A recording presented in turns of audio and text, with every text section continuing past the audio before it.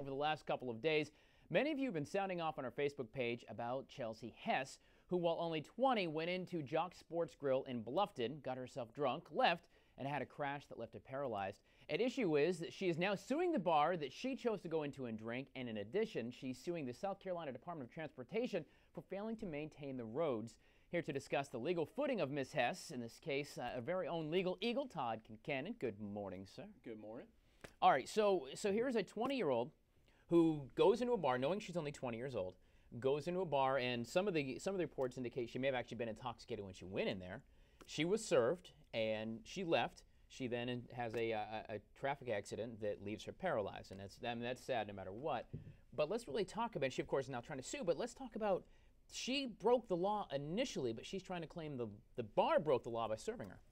She is, and the problem is, the problem from my perspective is I think it's a ridiculous lawsuit, but South Carolina law doesn't completely foreclose the suit against the bar. Now, in South Carolina, an underage person who served illegally can sometimes sue. The problem is they have to show that the bar did something wrong and that the wrong that they did wasn't greater. I don't think there's any possibility here that she can show that what she did was not worse than what the bar did. She's 20. She's old enough to know better. I mean, even if she's not 21, she's old enough to know better.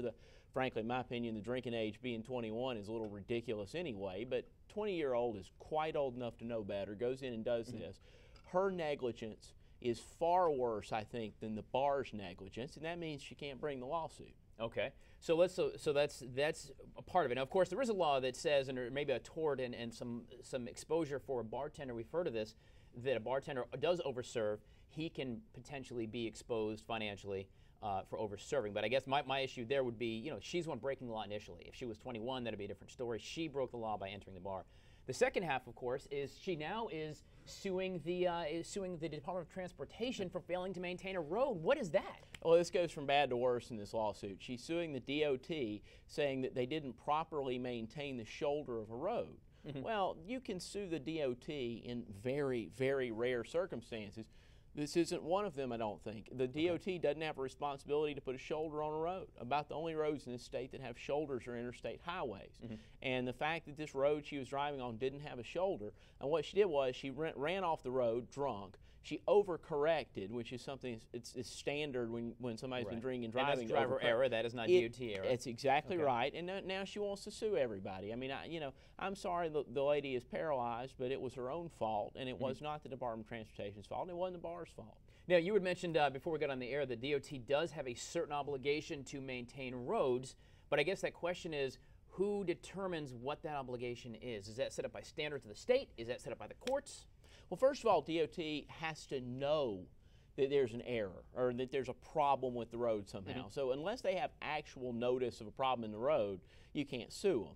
Even if they do, you have to prove that they should have fixed the road. That's something that a judge is going to look at under a reasonable person standard. Should DOT have done something here? And there's absolutely no way that a judge in South Carolina is going to say that every single road in this state has to have some well-maintained shoulder on it. I mean, that would bankrupt DOT if they had to do that. 90% of our roads, particularly ones in rural areas, simply don't have shoulders, and people aren't dying left and right on them. And the reason is they're not drunk. If this girl's not drunk, this wreck doesn't happen.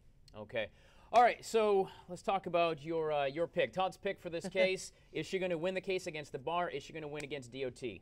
I don't think she's going to win against DOT. There's absolutely no chance. I don't think she wins against the bar. That case is a little closer, but I don't think she wins either one of them. Fantastic, Todd Kincannon. Our legal eagle, of course, we're going to have, we still have the information up at Facebook, at facebook.com/WatchFox. You can sound off about the story, read the story. And Todd, you're going to stick around for another half hour because the other legal matter we have this morning is the whole Twitter, guy being sued by Twitter. We're going to talk about that as well. We'd love for you to sound off, of course, in about a half hour. Todd Kincannon, thank you. Still to come on Good Day Columbia, were you a mama's boy growing up? A new study shows if you had a close bond, you may weigh a little less than others. More later on in your Health Watch.